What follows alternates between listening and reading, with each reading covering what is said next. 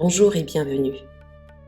La question de savoir si Jésus a voyagé en Inde, au Tibet ou en Égypte durant les années manquantes, c'est-à-dire les années de sa jeunesse, de l'âge de 12 ans à 30 ans, est une hypothèse qui a été largement discutée et spéculée dans des courants ésotériques et dans certaines traditions modernes.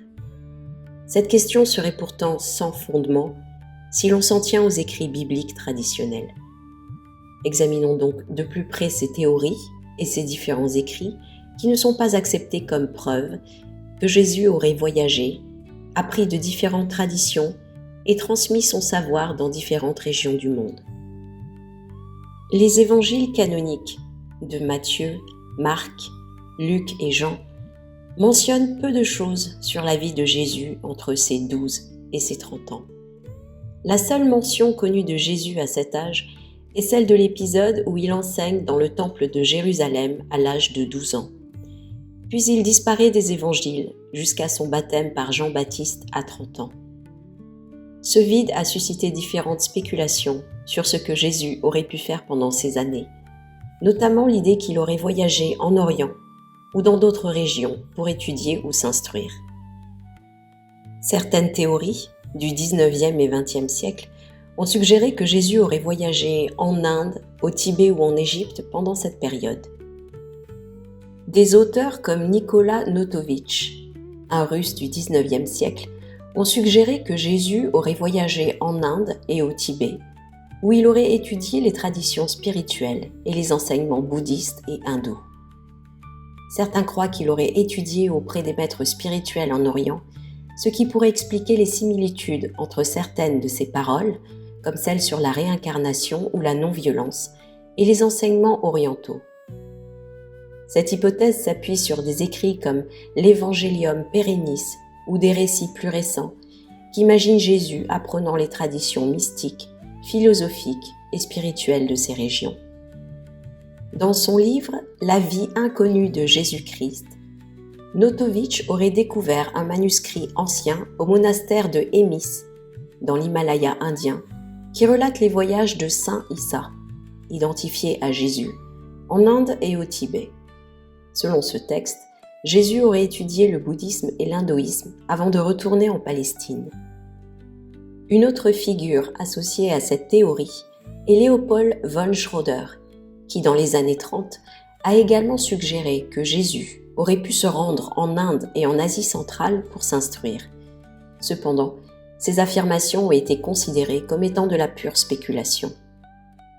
L'ouvrage « Jésus a-t-il vécu en Inde » de Holger Kersten soutient que Jésus aurait survécu à la crucifixion et aurait voyagé en Inde, où il aurait vécu jusqu'à un âge avancé sous le nom de Yus Asaf.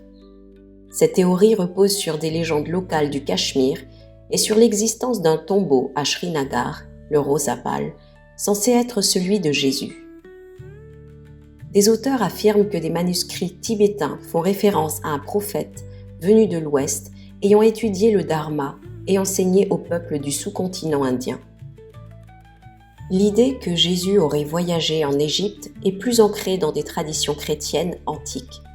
L'Égypte, avec son rôle de centre spirituel et intellectuel à l'époque, a eu une grande influence sur les premières générations de chrétiens.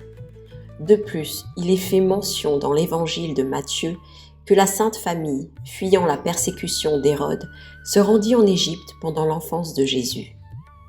Il existe des écrits apocryphes, comme l'Évangile de l'enfance, qui sous-tendent que Jésus a passé une partie de son enfance en Égypte et a été exposé à la culture et à la sagesse de l'Égypte antique.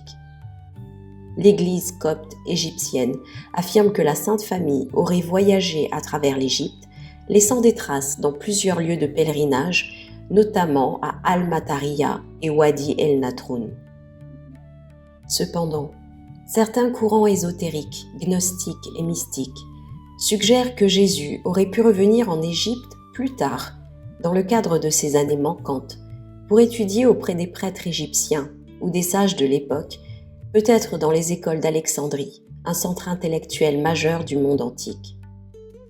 Certaines théories affirment même que Jésus aurait voyagé jusqu'en Europe, et particulièrement en Bretagne ou encore en Grèce, où il aurait appris de ces traditions mais également transmis des savoirs ésotériques.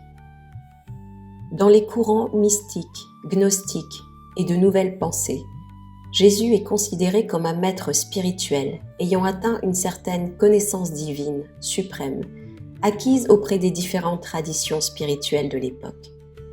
Les sources qui viennent d'être abordées ne sont évidemment pas reconnues par les historiens comme étant des preuves irréfutables de la présence de Jésus dans ces différentes contrées.